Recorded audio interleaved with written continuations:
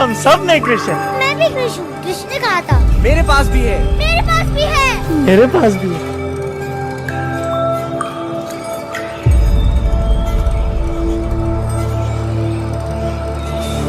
पैदा तो मैं भी शरीफ हुआ था, पर शराफत से अपनी कभी नहीं बनी। जरा हम भी तो देखे कि हमसे बड़ा शैतान कौन पैदा हो गया।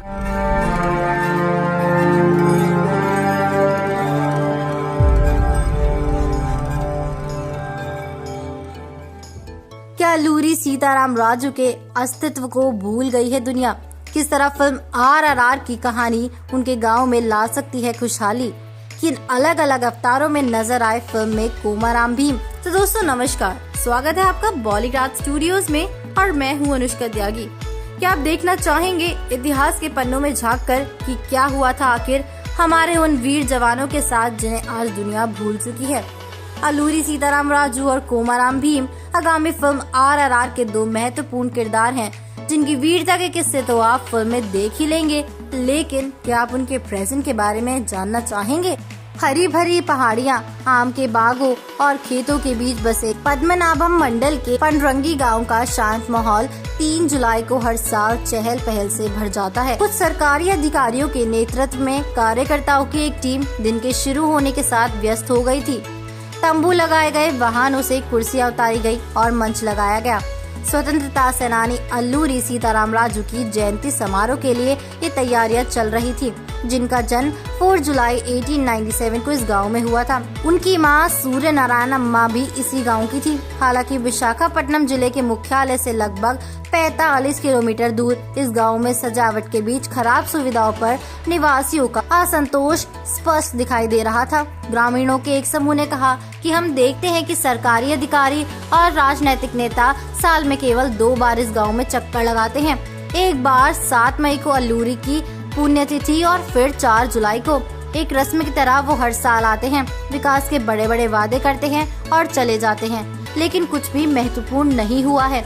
उन्होंने आगे कहा, विकास के बारे में तो भूल ही जाओ, अल्लूरी के स्मारक तक को वो सम्मान नहीं मिलता जिसके वो हकदार हैं। हालांकि स्वतंत्रता सेनानी का मूल घर बहुत पहले ही बेच दिया गया था। कुछ ग्रामीणों ने बाद में इसे हासिल कर लिया। उन्होंने उसी स्थान पर एक स्मारक विकसित किया और इसे अल्लूरी सीताराम राजू जनाना भवनबू नाम दे दिया। स्मारक में 2 मूर्तियां हैं, एक अल्लूरी की और दूसरी उनकी मां की। स्मारक की दीवारों पर अल्लूरी के जीवन की महत्वपूर्ण तिथियां जैसे उनका जन्म, स्वतंत्रता संग्राम, पुलिस थानों पर हमले के बारे में बताया गया है।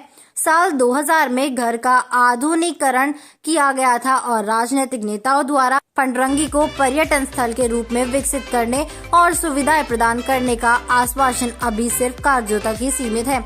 स्थानीय लोगों ने कहा कि टूरिस्ट आते हैं, स्मारक के बारे में पूछताछ करते हैं और तस्वीरें लेते हैं, लेकिन यहाँ पर कोई सुविधा न होने के कारण वो चाहकर भी वापस जाने के लिए विवश होते हैं।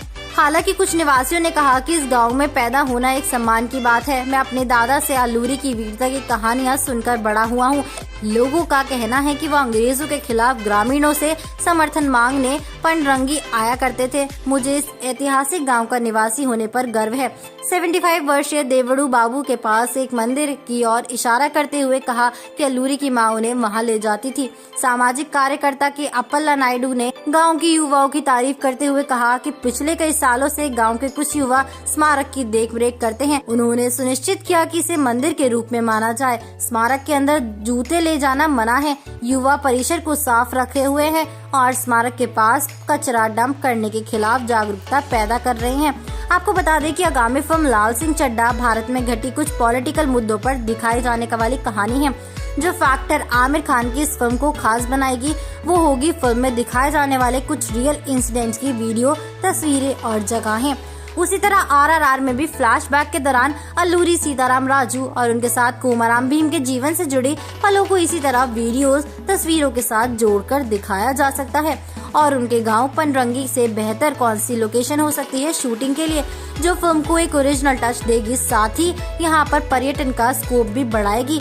वहीं फिल्म के आखिर में उनके स्मारक और मंदिरों को दिखाया जाए तो जरूर हमारे इन दोनों स्वतंत्रता सेनानियों के बारे में बच्चों से लेकर बुजुर्गों तक जानकारी पहुंचेगी, क्योंकि लोग अक्सर गोल्ड मेडल जीतने वालों को याद रखते हैं, सिल्वर या ब्रॉन्ज मेडल जीतने वालों को नहीं। दोस्तों आपको बता दें कि जूनियर एनटीआर के अभी तक 3 मोशन पिक्चर्स रिलीज हुई हैं और तीनों में वो एकदम अलग रूप में नजर आए।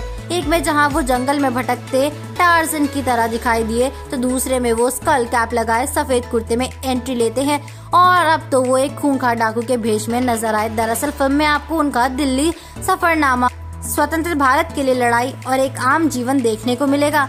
तो दोस्तों किस पहलू को देखने के लिए आप सबसे ज्यादा एक्साइटेड हैं? हमें कमेंट बॉक्स में अपनी राय जल्दी से लिखकर बता दीजिए और अगर आपको ये वीडियो पसंद आई है तो उसे लाइक और शेयर करना मत भूलेगा।